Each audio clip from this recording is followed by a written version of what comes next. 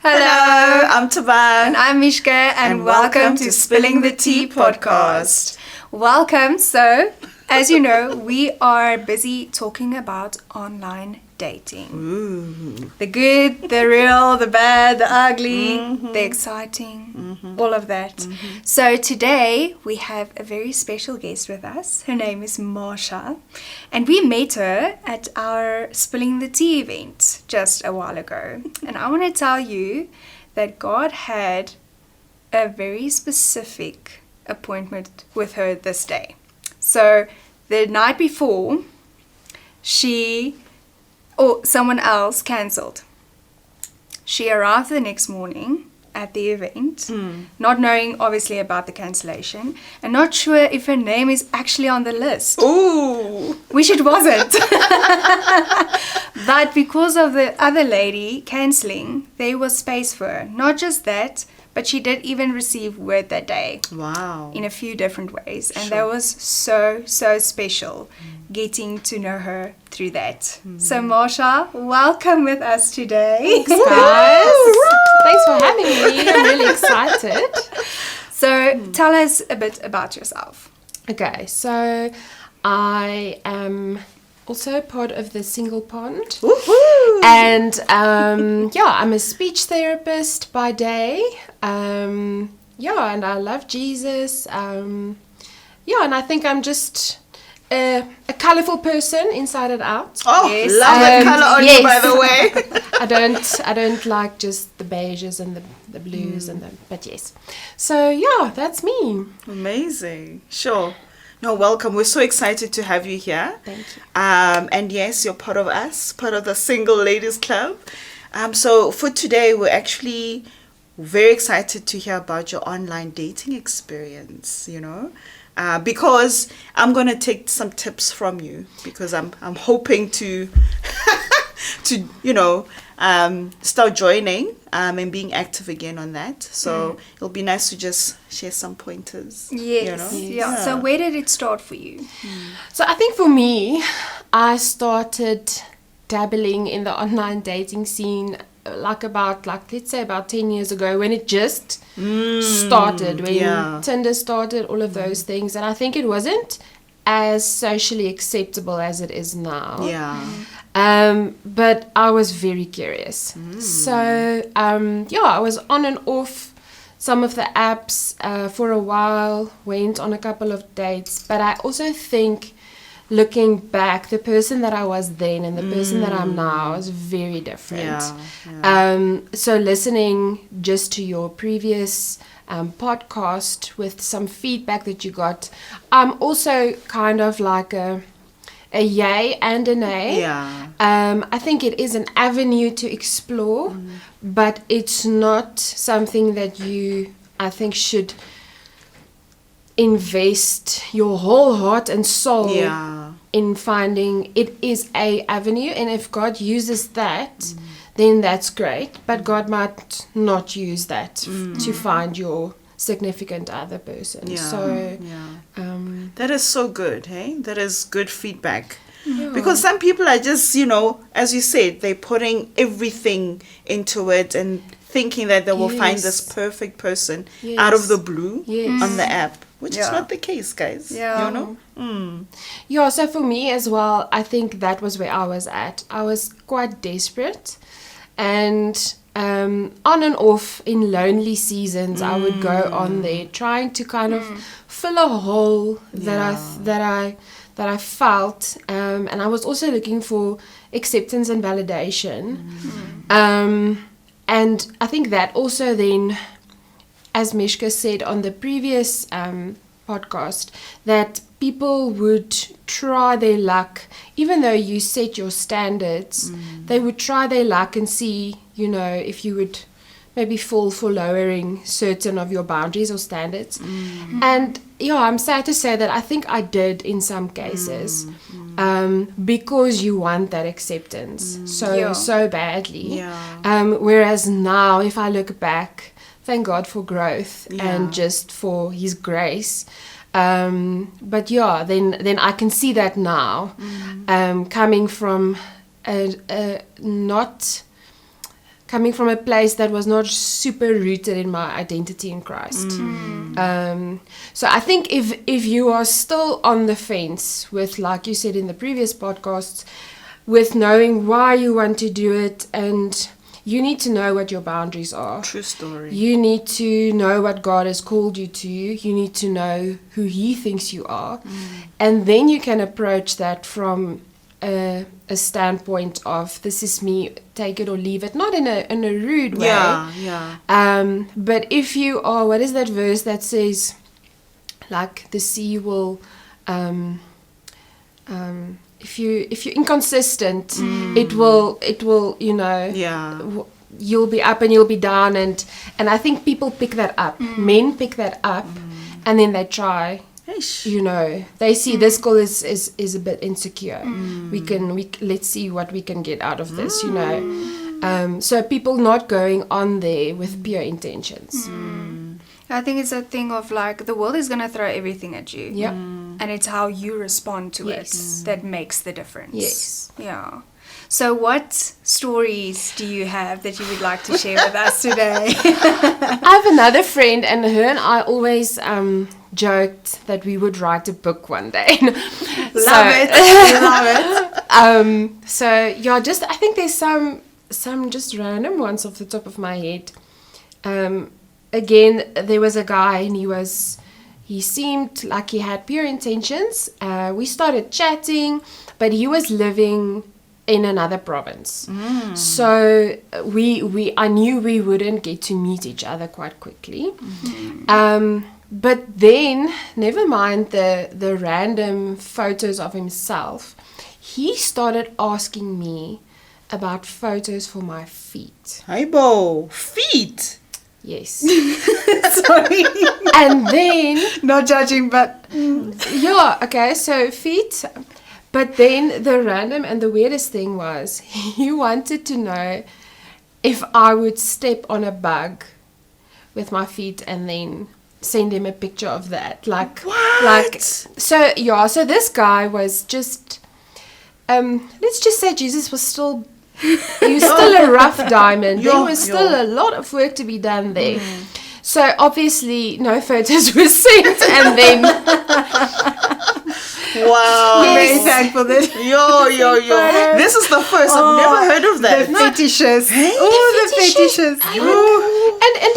And people they put up a front, and then they think, okay, now this girl feels comfortable, so bam, Yeah, so that's one very, very strange strange story. Then there was another guy, and he was actually a pastor. Oh. But he was a pastor at a kind of like an inner city Joburg kind of. So I had a course that day, I remember, in Joburg, and I thought, okay, so he invited me to meet. And then I thought, okay, I'm going to be in Joburg, so I can just swing by there. Firstly, the place where, he actually invited me to his house, or his parsonage. Is it in Afrikaans we say pastorie. I don't know what like that is. where the pastor lives, Yes. basically. Yeah. So it's on the premises of the church. And obviously me thinking he's a pastor, and we've chatted now a lot. Okay, no, this seems good. The area was super dodgy. It's like super dodgy. Oh. So anyway, I arrived there, and this guy is talking about himself. Literally for 3 hours. Now, I've done a course the whole day. I've not eaten.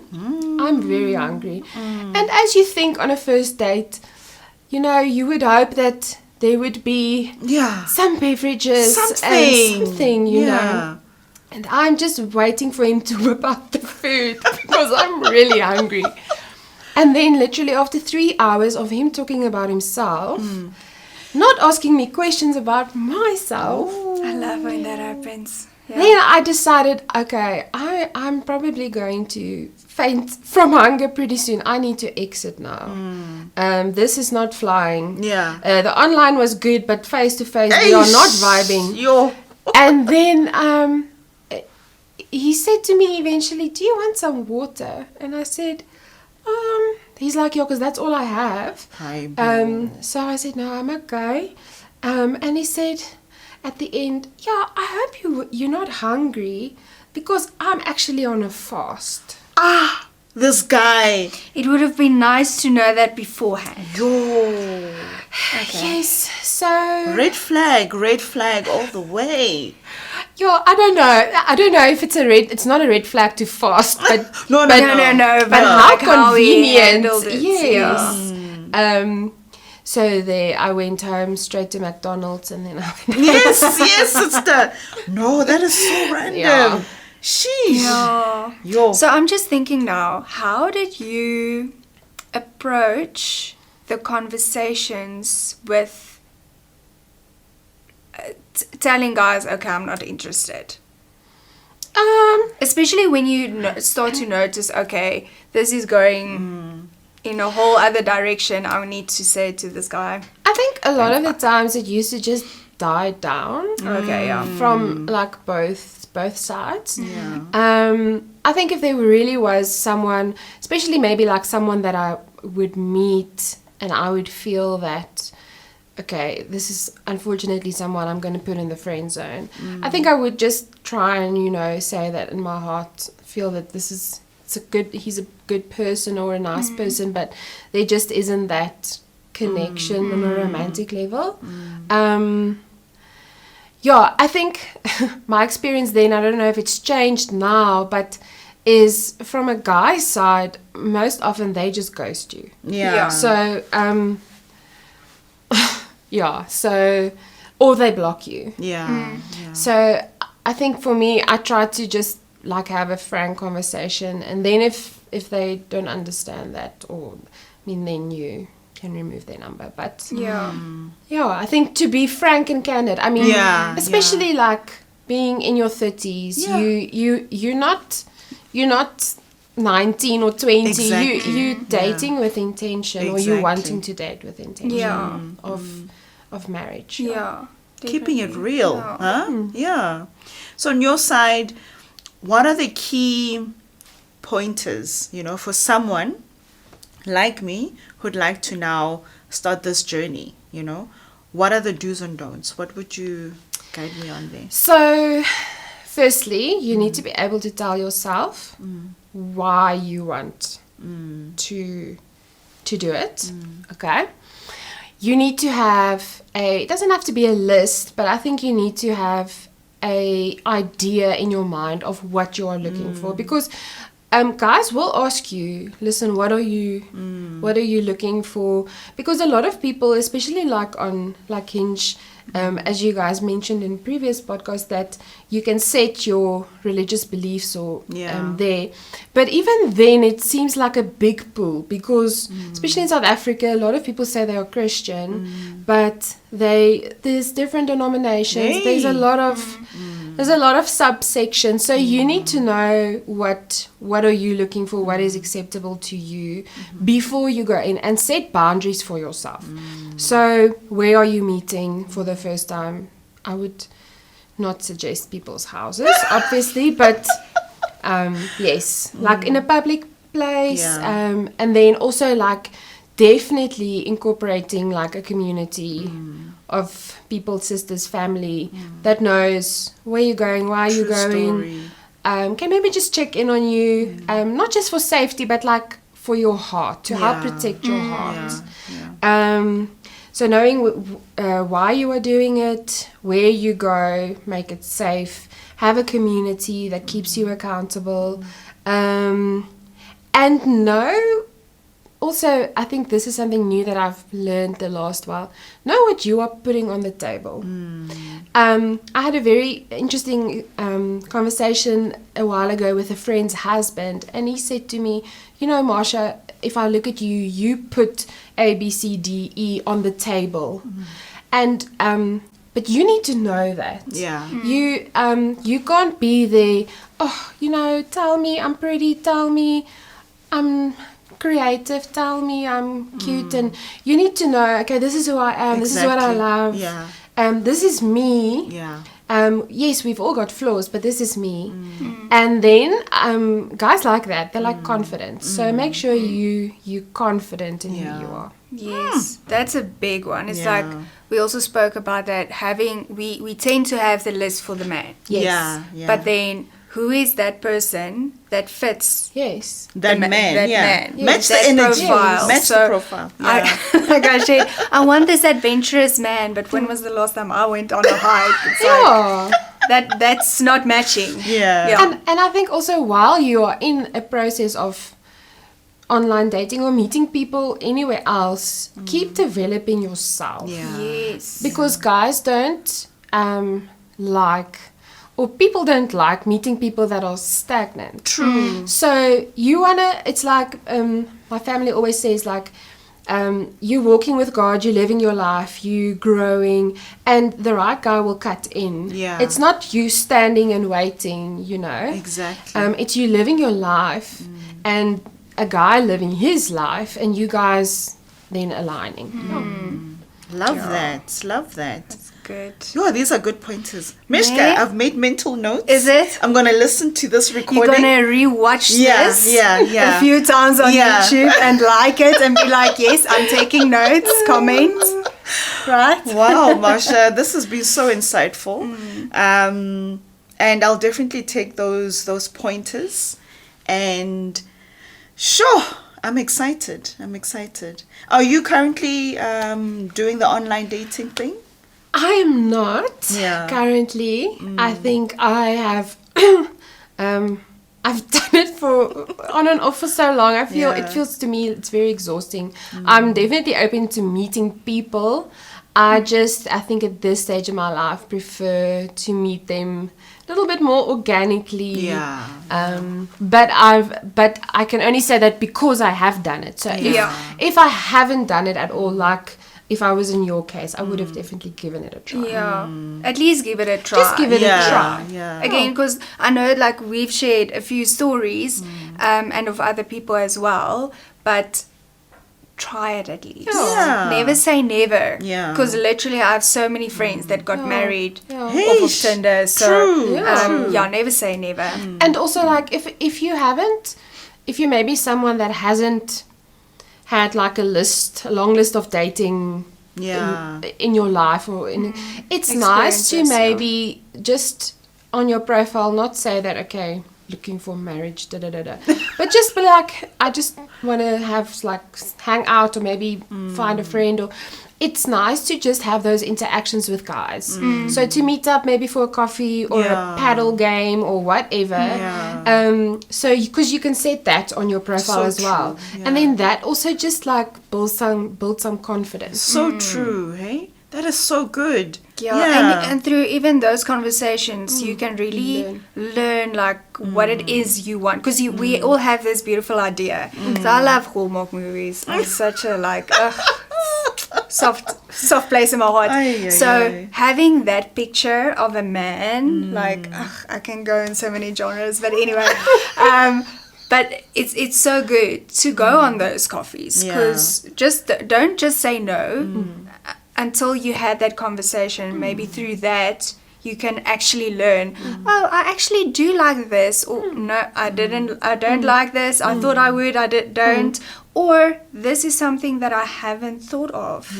That is actually tickling my fancy. Yes, fact-finding mission. Like, Right? as my dad always says, you girls need to go out on more dates, you know? Because that's what guys do. That's what guys do, so we need to adopt the same thing. Yeah. Yeah. Put ourselves out there, make Exactly. ourselves available. So if there is one message you would like to give the girl out there that is maybe in the space that you were at a few years ago, when you did the online dating in the beginning and the way that you approached that, there's a message you could give her, what would that be? I think do give it a try, but I think looking back, I don't know if you can really identify it if when you're in that space, but if you are desperate in any way, I would wait.